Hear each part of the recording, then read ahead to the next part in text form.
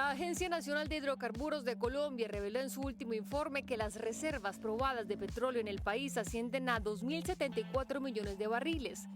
¿El gobierno de Gustavo Petro debería firmar nuevos contratos para aumentar la exploración petrolera? De no hacerlo, ¿cómo afectaría esa política a la economía de Colombia? Lo analizamos. Y lo analizamos con Sergio Cabrales. Él es profesor de la maestría en Ingeniería de Petróleos de la Universidad de los Andes. Gracias, Sergio, por estar con nosotros. Bienvenido. Muchísimas gracias por la invitación.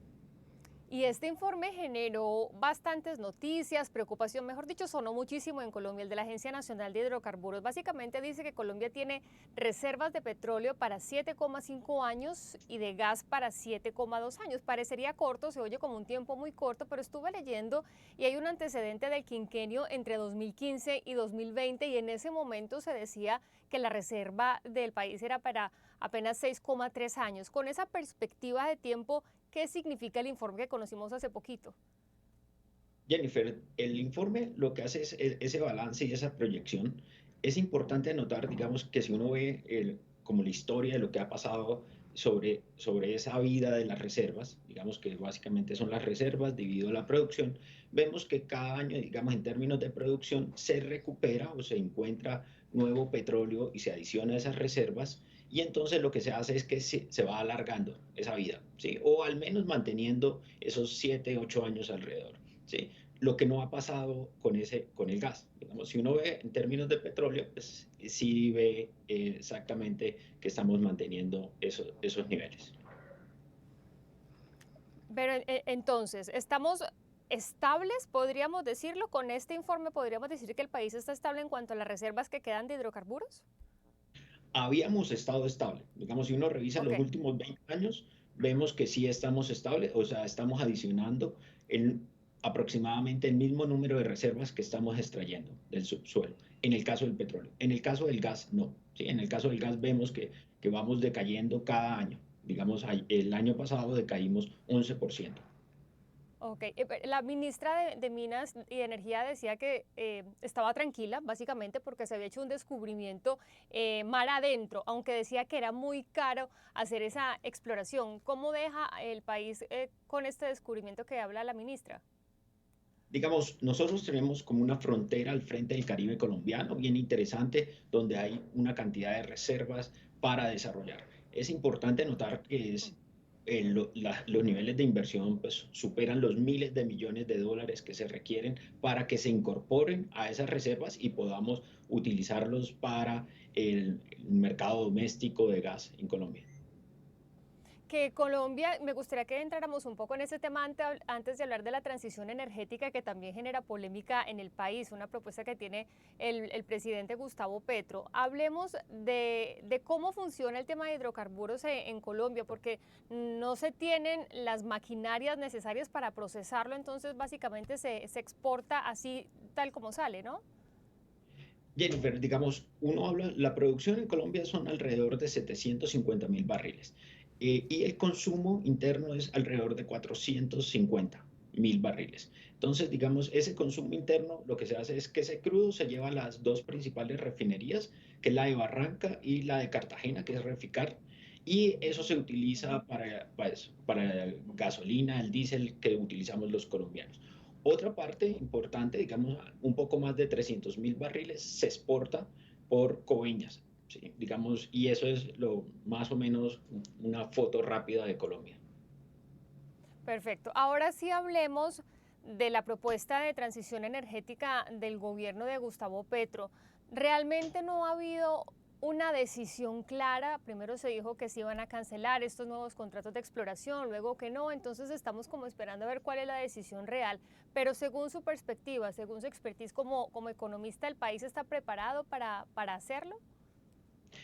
Es importante, digamos, esa incertidumbre que se está generando porque no hay una decisión de fondo de decir no hay nuevos contratos de exploración y Ujú. producción, ni sí, o sea, no hay una decisión tomada.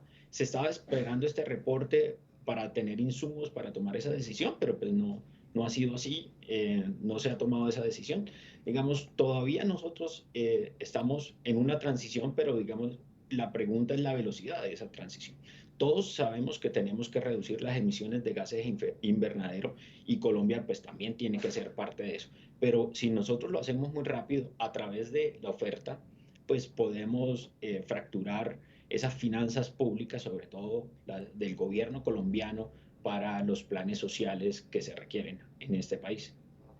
Sergio, ¿cómo hacerlo bien? Es un paso que hay que dar, no solamente lo está anunciando Colombia, lo están tratando de dar otras naciones en el mundo, pero ¿cómo hacerlo de manera que no afecte a la economía, que se puedan desarrollar los proyectos sociales que propuso en este caso el gobierno de Gustavo Petro, pero hacerlo, realmente hacerlo realidad?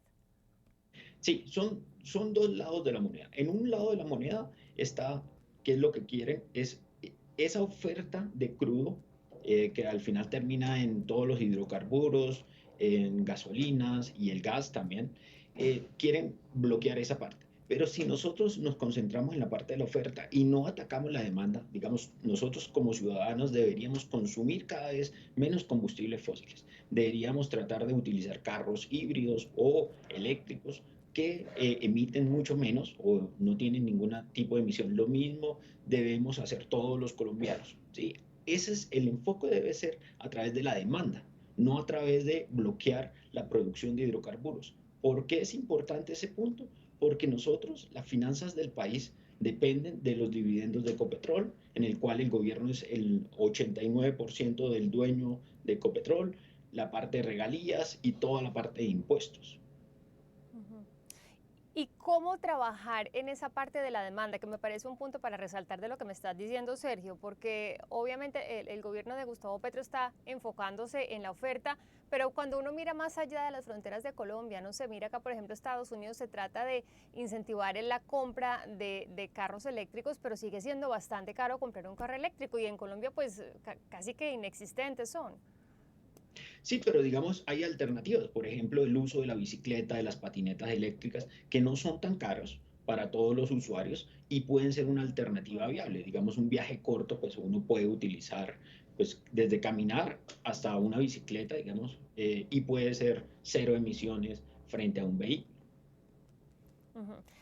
Para finalizar, ¿cuáles son los pasos que tendría que seguir el país para caminar en esta senda? Yo creo que primero concentrarse en la parte de la demanda de los hidrocarburos y toda la parte de los combustibles fósiles. Y cada vez nosotros utilizar menos gas y menos combustibles fósiles en nuestro transporte. Es importante, por ejemplo, 10.4 millones de familias de Colombia cocinan con gas natural. ¿Sí? Entonces, digamos, no se puede acelerar rápidamente esta transición porque, digamos, no hay ninguna alternativa. Serían cocinas de inducción, por ejemplo, que son bastante caras, igual que los carros eléctricos. Entonces yo creo que hay que concentrarse en la parte de la demanda. La oferta es muy importante para todos los planes sociales y todas las necesidades que hay en Colombia. Entonces yo creo que hay que tratar de evitar golpear esa oferta y esa extracción de hidrocarburos que tenemos. Por eso sería interesante pues, que hubiera nuevas exploraciones y al menos tener un horizonte más de tiempo, no tan a corto plazo para esa transición. Perfecto. Sergio, pues muchísimas gracias por darnos su perspectiva. Me quedo con el tema de la demanda, de lo que poco se ha hablado en esta transición que se quiere dar. Feliz día. Muchísimas gracias. Feliz día.